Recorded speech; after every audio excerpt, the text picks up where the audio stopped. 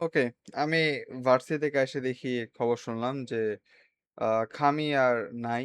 আ খামি সে মারা গেছেন, ইন্তেকাল করছেন। তো আমি আ ইসরায়েল, ইউএস আর ইরানের মাঝখানে যে ওয়ারটা চলতেছে, এটা নিয়ে আমি এর আগেও একটা ভিডিও দিছিলাম এবং ওই ভিডিওর মধ্যে আমি বলছিলাম যে আম ইরান তাদের নিজেদের মানুষের ট্রাস্ট ধীরে, ধীরে হারাইতেছিল। অ্যান্ড কিভাবে ঠিক করা যায়? আমি বলি নাই যে গভর্নমেন্টকে পাল্টাইতে হবে। আমি বলছি যে পাল্টায় যাবে যদি কিনা চেঞ্জ না হয় অ্যান্ড অতদূর কাহিনী যায়ও নাই। তো এখন আমি বলি যে সবকিছু কেমনে কি হয় এবং আমার আল্টিমেটলি ওপিনিয়নটা কি? আমার মনে হয় যে খ্যামি যে ছিল সে একজন ডিক্টেটর ছিল। obviously একটা ডিক্টেটর ছিল। বাট ডিক্টেটরশিপ না যত আমি হিস্ট্রি সম্পর্কে জানতেছি, যত লিডার সম্পর্কে জানতেছি, সব ডিক্টেটরশিপ খারাপ না। ম্যান আমি খুব এপিক সাউন্ড করতে চাইছিলাম বাট হইল না। I stumbled. যাই হোক, এদের মধ্যে আমি কি বলতে চাইতেছি? আম কিছু আমি যদি টেকনিক্যালি বলি ঠিক আছে আমেরিকার যে পলিটিক্স আছে, তাই না? আম আমেরিকা চায় যাতে ডেমোক্রেসি সবসময় জিতুক। And there is a reason. তোমার কি মনে হয় পুরা ওয়ার্ল্ডের মধ্যে মিডিয়া বা মানুষের যত কিছু তারা একের অপরের সাথে শেয়ার করে, তোমার কি মনে হয় ম্যাক্সিমাম যত সব মিডিয়া আছে এসব কিছু কন্ট্রোল বা সবকিছু অরিজিন কোন দেশে? অফকোর্স ইউএসএ তে। আর কিছু আছে ইসরায়েলের মধ্যে। আমি ইউএসএ টাই ধরি। ওকে, ওকে তোমরা প্রুফ চাও, ওকে প্রুফ বলি। তোমরা ফোন ইউজ করো, তাই না? তোমরা ফোন ইউজ করার জন্য তোমরা কোনো ফ্যাক্ট চেক করার জন্য বা যেকোনো কিছু সার্চ করার জন্য কোন সার্চ ইঞ্জিন ইউজ করো? তোমরা গুগল ইউজ করো। গুগল কোন দেশের? গুগল আমেরিকার। ওকে, তুমি গুগল ইউজ করো না, ফাইন। বাট তুমি সারাদিন ইনস্টাগ্রামে রিলস ডুম স্ক্রল করো। ইনস্টাগ্রাম কার? মেটার। মেটা কোন দেশের? ইউএসএ। তো ইউএস এর কাছে হিউজ, হিউজ পরিমাণের মিডিয়া পাওয়ার আছে। হিউজ। এখন হ্যাঁ, এই মিডিয়ার মধ্যে ফেয়ার দেখানোর জন্য ২ সাইডেরই কথাবার্তা আমরা শুনতে পারি, which is a great thing যে আমরা ২ পক্ষেরই কথাবার্তা শুনতে পারি। যদিও বিপরীত পক্ষের কথা একদম গভীরে আমরা শুনতে পারি না। তাহলে হেট স্পিচ নামে অনেক কিছু বাদ হয়ে যায়। যেমন আমি আ পিকুলিয়ার একজন মানুষ আছে, জার্মান মানুষ যে কিনা একজন আর্টিস্ট ছিল এবং তার মোছের শেপ অনেক আইকনিক একটা শেপ এবং সেই মোচের স্টাইল এখন কেউ রাখতে পারে না। তাহলে অনেক বড় ঝামেলার সৃষ্টি হয়। তুমি বুঝতে পারতেছেন কোন মানুষের কথা বলতেছি। এই মানুষের নাম তুমি যদি একটা ভিডিওতে ইনক্লুড করো এবং সেই ভিডিওতে তাকে যদি সামহাউ যদি পজিটিভ ওয়েতে দেখাইতে চেষ্টা করো, তোমার সেই ভিডিও হেট স্পিচ অথবা রং ইনফরমেশন এরকম টাইপের টার্মস অ্যান্ড কন্ডিশনস এ সেই ভিডিওটাকে টেক ডাউন করা হবে ইউটিউবের মধ্যে। অলরেডি আমার কয়েকটা ভিডিও আছে এরকম টেক ডাউন করা। ঠিক আছে? আমি পার্টিকুলারলি ওই জায়গার মধ্যে বলতেছিলাম না যে that was the greatest guy ever. But কিছু পজিটিভ কথা বললে সেই ভিডিও ফ্ল্যাগ ডাউন হয়ে যায়। তো আমি বুঝতেই পারতো সবকিছু ডাইরেক্টলি বলা যায় না। ওকে, যে জায়গার মধ্যে ছিলাম। ইউএস এর কাছে সবচেয়ে বড় মিডিয়া কন্ট্রোলের পাওয়ার আছে এবং তারা মিডিয়াকে খুব ইজিলি কন্ট্রোল করতে পারবে।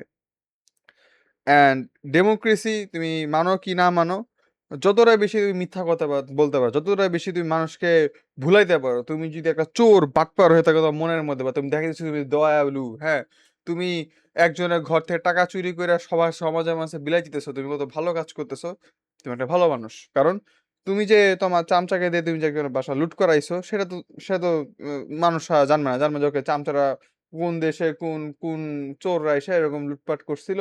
বাট আমার সরকার সাডেনলি ট্যাক্স কমায় দিছে। আমার সরকার দেখি সাডেনলি হ্যাঁ, মানুষকে খাবার দেওয়া শুরু করছে। গরিবদেরকে খাওয়াইতেছে এলাকার মধ্যে। ওয়াও! কেমনে কি হইতেছে এসব? আমার সরকার কত ভালো। হ্যাঁ, আমি একে আবার ভোট দিব। এটা হচ্ছে ডেমোক্রেসি। ডেমোক্রেসি তোমার এভাবে করেই চলে। তুমি যত বেশি পাবলিককে ভুলাইতে পারো। হ্যাঁ, এখন আমিও এটা মানি। টেকনিক্যালি দেখতে গেলে না democracy is one kind of autocracy. কারণ কোনো পাওয়ার তারা চায় না যে তাদের ক্ষমতা হারায় যাক। তারা চায় তাদের ক্ষমতা যাতে অলওয়েজ তাদের কাছেই থাকুক। তারা জীবনে অ্যাডমিট করবে না যে তারা ভুল। কোনো পলিটিক্যাল পার্টি অ্যাডমিট করবে না যে তারা ভুল। বাট তারা চাইবে যে তারা যাতে সবসময় পাওয়ারের মধ্যে থাকুক। এটা একটা অটোক্রেটিক এর একটা মন থাকতে পারে যে সে সবসময় তার মনের ভিতরে সেই চাইতে পারে থাকতে চাক, এই মেন্টালিটিটা থাকবে। অ্যান্ড ডেমোক্রেটিক দলদেরও কিছুটা সেম মেন্টালিটি থাকে। So in end of the day democracy is a huge lie. যাদের কাছে মিডিয়া পাওয়ার আছে তারাই ডেমোক্রেসি জিতবে। That's it. আর এর থেকে আর ইজি অ্যান্সার আমার কাছে নাই। তো ইউএস এর কাছে আছে সবচেয়ে বড় মিডিয়া পাওয়ার, রাইট? এখন আমি তোমাদেরকে বলি এই জায়গার মধ্যে প্রবলেমটা কি?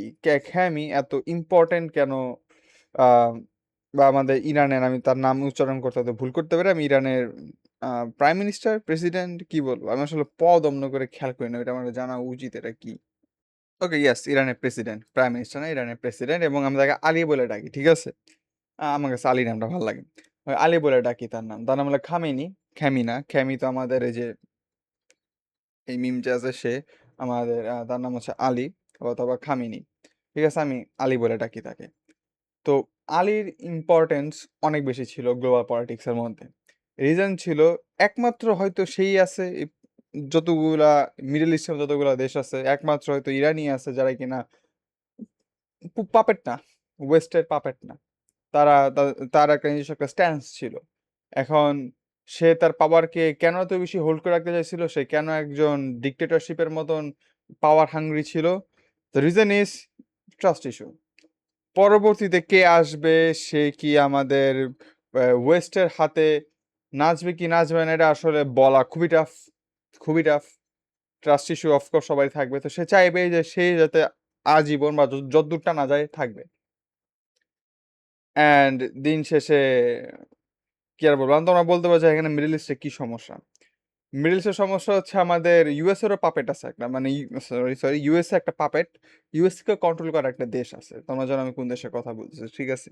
তোমরা অবভিয়াসলি জানো কোন দেশের কথা বলতেছি আমরা। তো সেই দেশও মিডল ইস্টের মধ্যে বিলং করে, এবং তারা চায় না তাদের আশেপাশে এমন একটা দেশ থাকুক যারা তাদের আইডিওলজিতে পা দেয় না বা তাদের আইডিওলজিতে চলাফেরা করে না, তারা ভয় পায়। এর জন্য ইরানের কাছে নিউক্লিয়ার ওয়েপন আছে কি নাই এটা 100% গ্যারেন্টি না হয়েও এটা বলা হয় যে ইরানের কাছে 100% শিওর নিউক্লিয়ার ওয়েপন আছে। অ্যান্ড মিনহোয়াইল আমাদের রাশিয়া, মিনহোয়াইল আমাদের নর্থ কোরিয়া, তাদের কাছে কনফার্ম আছে, এবং তারা কনফার্ম অটোক্রেসি, তারা ডেমোক্রেসি মানে না ইরানের মতনই, বাট তাদেরকে অ্যাটাক করবে না। ওয়াই? ও, চায়নাও আছে, সরি, দ্য বিগ বস চায়নাও এই রুলের মধ্যে আছে, এবং এদেরকে অ্যাটাক করবে না। ওয়াই? আমি কি জানি, আমার কাছে মনে হয় ইরানের থেকে, অবশ্যই ইরানের তেল আছে, বাট রাশিয়ার কাছেও তেল আছে। তো আমার মনে হয় না যে সবসময় তেলের জন্য, কারণ আমি বুঝেছিলাম যে চায়না তো কম রিসোর্স না। আমার মনে হয় যদি কোনো দেশ দখল করতে হবে, আমার মনে হয় China is a very good example. But চায়নাকে কেন দখল করবে না ইউএসএ? কারণ মিডল ইস্টে না, চায়না সবসময় আম, কি বলে আমাদের ওই যে উপরের দল আছে, যে ইসরায়েল আছে, তাদের পায়ে নাচবে না সবসময়। আই মিন, মানে সেই একই মেন্টালিটি অত বেশি দূরে না হইতে পারে। সবচেয়ে বড় বিষয়, চায়না মিডল ইস্টের মধ্যে না, ঠিক আছে? মিডল ইস্ট, হ্যাঁ, মিডল ইস্টের মধ্যে না। চায়না হইতেছে এশিয়া একদম অন্য সাইডের মধ্যে, এবং এখানে ইসরায়েলের সাথে সম্পর্ক খুবই কম। এটা করবে না, কনফার্ম তাদের কাছে নিউক্লিয়ার ওয়েপন আছে, হাইড্রোজেন বোম আছে, অ্যাটম বোমা নয়, হাইড্রোজেন বোমা, যদি আমি জানি চায়না কাছে হাইড্রোজেন বোমা আছে। এটা করবে না। তারা কিন্তু ডেমোক্রেসি না, তারা কিন্তু ডেমোক্রেটিক না। তারাও কিন্তু বলতে পারে একদিক দিয়ে এক পাওয়ারে সবাইকে কন্ট্রোল করে। সেই জায়গায় আমাদের ডেমোক্রেসির কথা হচ্ছে আসবে না। নর্থ কোরিয়া, ঠিক আছে, চায়না বাদ দিলাম, চায়না অনেক ডেভেলপ, নর্থ কোরিয়ার কথা ভাবি। নর্থ কোরিয়া পুরো পৃথিবীর মধ্যে যদি সব কোনো দেশ থাকে যে সবচেয়ে বেশি কম স্বাধীনতা, সেটা হইতেছে স্বাধীনতা আছে, সেটা হইতেছে নর্থ কোরিয়া। আর নর্থ কোরিয়া অ্যাটাক করবে না, কিন্তু দেশে কনফার্ম নিউক্লিয়ার ওয়েপন আছে। কিছু হইলেই অনেক অনেক বড় ঝামেলা করবে। যার কারণে আমাদের দিন শেষে বোঝা যেতেছে যে লক্ষ্য কোন দিকে। হ্যাঁ, আর আমার, আমি বলি, ইসরায়েল যতগুলা কথাবার্তা বলবে, বা জিউস, আমি সব জিউসের কথা বলতেছি না, বা জিউস ইন পাওয়ার যারা আছে in the world currently right now, তারা যতগুলো কথাবার্তা বলবে সবকিছু তার অপোজিট হয়। তারা এই যে ইদানিং, তোমরা হয়তো জানো না, তোমরা যে টেক সেভি হয়ে থাকো, তোমরা জানো যে প্রোটেক্ট দ্য চাইল্ড। হ্যাঁ, তোমরা বাচ্চাদেরকে আমরা সেভ করবো, একজন ইন্টারনেটের মধ্যে তোমরা এজ ভেরিফিকেশন রাখতে হবে, তোমার গভর্নমেন্ট আইডিতে স্ক্যান করতে হবে যে তুমি 18+ কি 18+ না, যাতে তোমার ছেলেমেয়েরা পর্ন না দেখে। বাট পর্ন তুমি ব্যান করা যাবে না। নো নো নো, কেন ব্যান করা যাবে না? পর্ন কেন অনলাইন থেকে সরাই দেওয়া যাবে না? আমি কি জানি এতই খারাপ যে বাচ্চারা দেখলে সমস্যা, কিন্তু অবভিয়াসলি সমস্যা, যে বাচ্চারা দেখলে সমস্যা, কিন্তু ইন্টারনেট থেকে সরানো যাবে না। এর জন্য কি করতে হবে? তোমার সবাই তোমাদের গভর্নমেন্ট আইডি, যেটা আমাদের বলা হয়েছে যে সবাইকে বলা যাবে না, এই জিনিসটা তুমি তোমাদেরকে দিবা। আমার মনে আছে আমি যখন ছোট ছিলাম 1-2 তে পড়তাম, আমাদের আইসিটি, বেসিক আইসিটি যখন আমাদের বলতো যে কম্পিউটার কেমনে অন করে, বাটন ক্লিক করলে কম্পিউটার অন হয়। ওই টাইমে বলা হইতো যে অনলাইনের মধ্যে তুমি কাকো অপরিচিত কোনো মানুষকে তোমার পার্সোনাল ইনফরমেশন, তোমার ফোন নাম্বার, তোমার ড্রাইভিং লাইসেন্স, তোমার এনআইডি নাম্বার এসব কাউকেও বলতে হয় না অনলাইনের মধ্যে। আমি ফেসবুকে আমি যে পাসওয়ার্ড দিতেছি, ফেসবুকের পাসওয়ার্ডটা কার কাছে আছে? অবভিয়াসলি জাকারবার্গের কাছে। জানি জাকারবার্গ, আমি শুধু নাম জানি, তাকে পার্সোনালি চিনিও না। তাকে কেন আমি আমার এনআইডি নাম্বার দিব, রাইট? ধীরে ধীরে সবকিছু কমে যেতেছে। তোমরা বুঝতেছো যে এসব প্রোটেক্ট কিডস না, কারণ এরাই একসময় বাচ্চা ভাই। এই যে অ্যালিজেড এদের মানে ক্যানাবলিজমের অ্যালিগেশনস আছে এদের এদের কাছে, ঠিক আছে? এমন না যে বলতেছি যে এরা করছে, বাট ডাউট আছে একটা। এরা 90% শিওর থাকবো যে এরা এরা ক্যানিবাল ছিল এক টাইমে না এক টাইমে। মানে এরা বলতেছে বাচ্চাদেরকে সেভ করতে হবে। এবার এরাই এরাই যারা সবচেয়ে বড় পিডিএফ একদম প্রুফড, হাতে নাতে ধরা খাওয়া এমন একটা যুগের মধ্যে, যেই যুগের মধ্যে বলা হয়েছে যে 18 এর আন্ডারেই থাকলে তারা হচ্ছে বাচ্চা। ঠিক আছে, আমি আজ থেকে তোমাদের যিশু ক্রাইস্টের 560 বছর আগেকার কাহিনী বলতেছি না, যে টাইমের মধ্যে মহিলাদের ওরকম রাইটস ছিল না, যে সেই সময়ের মধ্যে যে আমাদের নবীজি, আমাদের আয়সা আয়সা রাদিয়াল্লাহু আনহুকে বিয়ে করছিল, যখন তাকে পিডিএফ ফাইল বলা হয়, সেই টাইমের মধ্যে ওই রকম রুল ছিলই কি ছিল না যে 18+ হইলে বাচ্চা কি বাচ্চা না, ওইরকম কোনো রুলই ছিল না। সেই টাইমের কথাবার্তা আমরা নাই ভাবি, ঠিক আছে? আমাদের নবীজি আমাদের মাঝে এখন আপাতত জীবিত নাই আমাদের সাথে, তার কথা আমরা না বলি। আমরা বলি বর্তমানের কথা বলি, যাদের যেই জায়গার মধ্যে আমরা অনেক পলিটিশিয়ানদেরকে চিনি যারা এখনো ঘোরাফেরা করতেছে, বাট তারা সার্টিফাইড, 100% সার্টিফাইড পিডিএফ ফাইল ছিল, রাইট? আর এমন একটা যুগের মধ্যে, যে যুগের মধ্যে বলাই হয়েছে যে 18 এর নিচেই থাকলে তোমরা হচ্ছে পিডিএফ ফাইল বা তোমরা পিরো, এটা একটা ক্রাইম। এমন পুরো ডিফাইন্ড। ওই সময় কিন্তু এরকম কোনো রুলস ছিল না, ওই সময় মধ্যে কোনো রুলসই ছিল না। আমরা জানতাম যে ওই টাইমটা পুরো আনরুল একটা টাইম ছিল, ব্ল্যাক পিরিয়ড বলা হয়তো সৌদি আরবের হিস্ট্রির মধ্যে, তাই না? তো ওই টাইমের মধ্যে কোনো রুলই ছিল না। লেট অ্যালোন যে 18 বছরের নিচে থাকলে সে তারা হচ্ছে একটা মাইনর, এরকম কোনো রুলই ছিল না। তো সেই টাইমের কথা বাদ দিয়ে আমরা এখনকার কথা বলি। এখনকার রুল অনুযায়ী সেটা রুল ব্রেক করা হয়েছে। এমন টাইমের মধ্যেও তারা ফ্রিলি জাস্ট ঘোরাফেরা করতেছে, তার কারণ তাদের কাছে পাওয়ার আছে। তো তোমরা বুঝতে পারতেছো, তারা যত কিছু বলবে যে প্রোটেক্ট দ্য চাইল্ড, এবং তারাই পিডিএফ ফাইল সবচেয়ে বড়।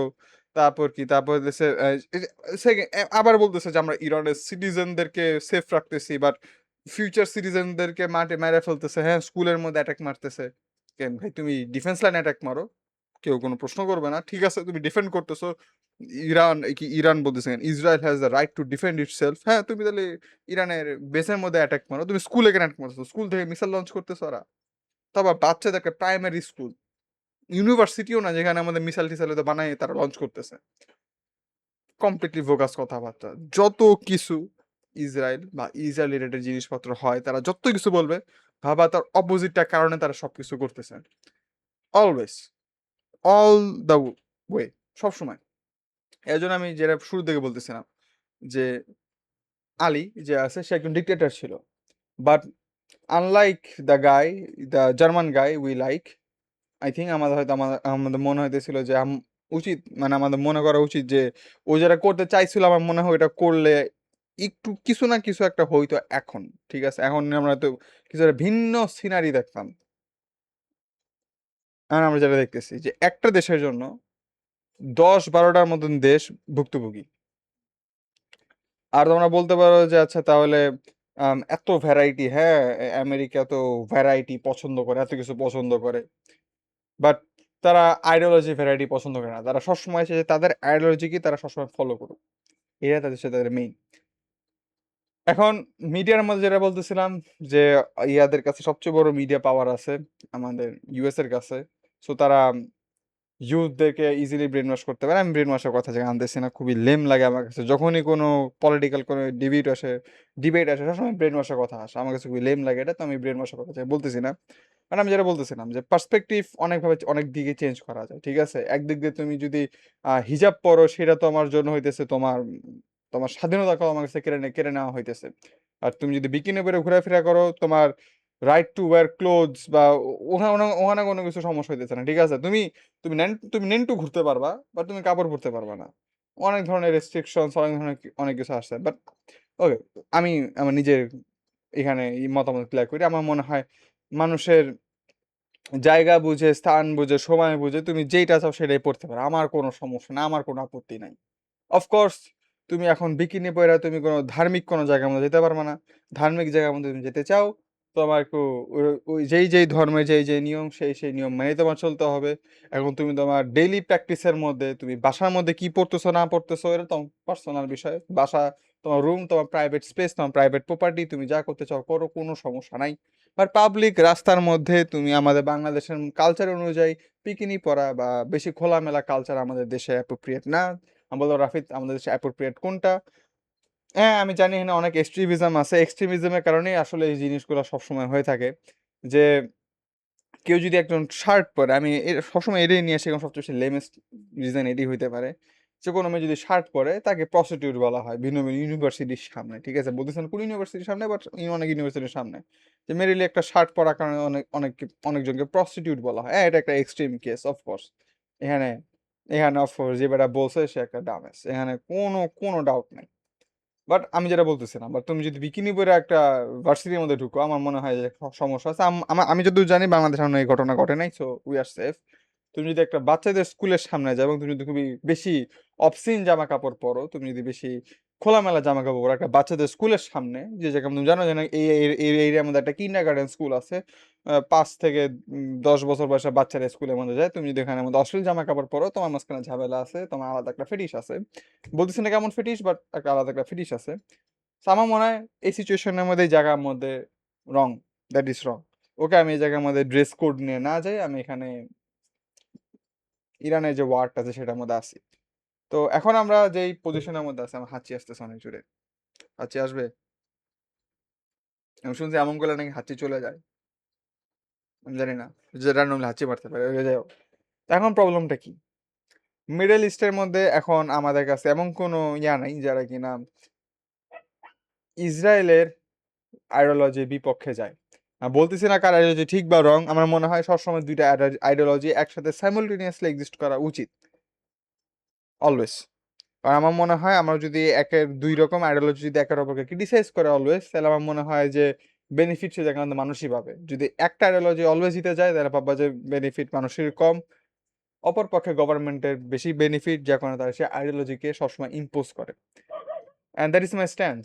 আমি জানি না ইরানে কোন দিকে যাবে। হোপফুলি আলী যে আছে আমাদের খামেনি, সে জানতো যে তার এরকম হবে, এবং তার বয়স অনেক। So আমার মনে হয় তার নেক্সট রুলার কে হবে এটা ডিসাইড অলরেডি করা শেষ। কারণ তার অনেক বয়স হয়ে গেছে ভাই, যে কোনো সময় সে মারা যেতে পারে, সে নিজেও জানে যে কোনো সময় হার্ট অ্যাটাক বা স্ট্রোক হতে পারে। আমার মনে হয় সেই নেক্সট লিডারকে অলরেডি সিলেক্ট করে রাখছে। প্রবাবলি সেই আসবে, অ্যান্ড হোপফুলি সে যদি এরকম আইডিওলজি বজায় রাখতে পারে, আমার মনে হয় ইটস গুড, এরকম রাখা উচিত। না হলে দেখবা যে পুরা দুনিয়া ইসরায়েলের আইডিওলজিতে চলবে, অ্যান্ড দিন পর দিন আমরা দেখবো যে ধীরে ধীরে আমরা কিয়ামতের কাছে আসবো। আই মিন একদিন তো আসতেই হবে। সো হু নোস, সে একদিন 10 বছর পর হইতে পারে, আবার সে একদিন 200-300 বছর পরও হইতে পারে। হু নোস কি হয়। আমি এখানে খামেনির পাস্ট, সে শিয়া নাকি কি ছিল, আমি ওইসব নিয়ে বলতেছি না। সে কোন টেরোরিস্টকে ফান্ড করছে কি করতেছে না, আমি সব বলতেছি না। কারণ ইসরায়েল যে কোনো টেরোরিস্টকে ফান্ড করে না এমন না, তারাও কিন্তু ফান্ড করে। সো সেদিকে দেখতে গেলে আমার মনে হয় এক্সট্রিমিজমের অ্যান্সার সবসময় এক্সট্রিমিজমই হয়। আহ, খুবই আনফর্চুনেট ট্রুথ, এটা এখন করার কিছু নাই। তো লেটস সি দুনিয়া কোন দিকে যায়, লেটস সি। আমাদের পার্শ্ববর্তী দেশ তো ফাদারল্যান্ড নাকি মাদারল্যান্ড ছিল। ইসরায়েল তো আমাদের পাশের দেশে ব্যাকশট দেয়, ওখানে আমার অনেক আলাদা স্টোরি ম্যান। কে কি জানে কি হয়। ওকে, আমি বলার জন্য আসছি। রাত 2টা নাকি কয়টার মতন বাজে, ভিডিও আপলোড হইতেছে। আমি আগে রেডি করতে চাইছিলাম, বাট সবকিছু না জেনে আসলে রিপোর্ট করা উচিত না। ওকে, এত কিছু বাই।